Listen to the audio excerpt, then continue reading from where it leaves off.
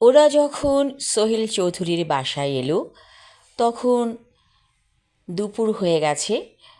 দরজায় টোকা দিতেই সাদা শাড়ি পরা একটা মহিলা দরজা খুলে দিল। বাদামওয়ালাকে দেখে বলল, আরে তুই অনেক দিন পর এলি, আমাকে কিছু বাদাম দিয়ে যা। বাদামওয়ালা বলল, বাদাম তো দিমই, আপনার সাথে এই সাহেব কিছু কথা কইব। মহিলাটি বলল, ভেতরে আসুন। সুন্দর ছিমছাম পরিপাটি একটা ড্রয়িং রুম। আভিজাত্যের ছাপ নেই, কিন্তু পরিচ্ছন্নতা আছে।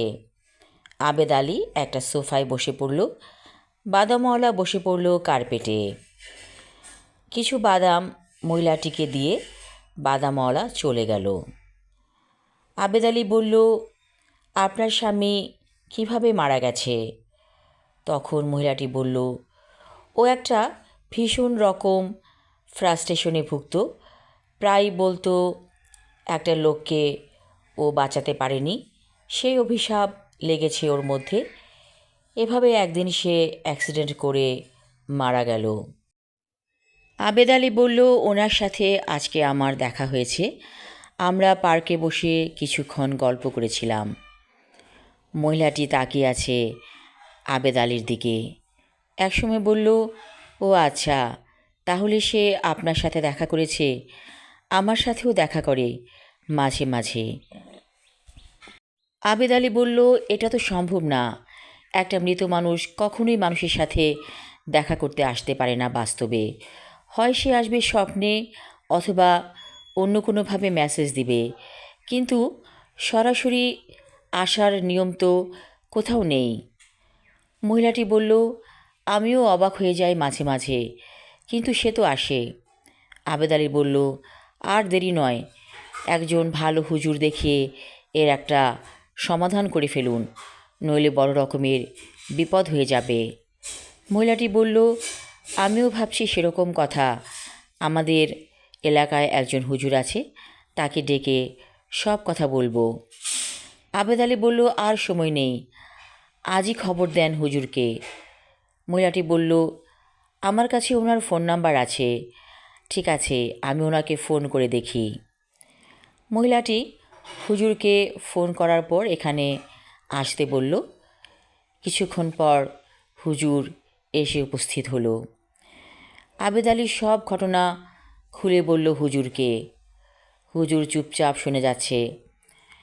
তারপর একসময় বলল, ওনার আত্মা অতৃপ্ত, যার কারণে উনি যেতে পারছেন না। এরকম ঘটনা মাঝে মাঝে ঘটে থাকে।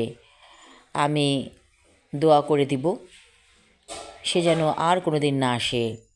আপনাদের বাসায় একটা মিলাদ পড়াতে হবে। মহিলাটি বলল, অবশ্যই মিলাদ পড়াবো। হুজুর বলল, কিছু টাকা খরচা করতে হবে। মহিলাটি বলল, কত টাকা? লোকটি বলল, 20,000। মহিলাটি বলল, আমার কাছে তো এত টাকা নেই, বিধবা মানুষ। তখন আবেদ আলী বলল, যেহেতু সোহেল ভাই আমার সাথে দেখা করেছে, আমার একটা দায়িত্ব তো অবশ্যই আছে। আমি 10,000 টাকা দিব। মহিলাটি বলল, ঠিক আছে, বাকি 10,000 আমি দিব।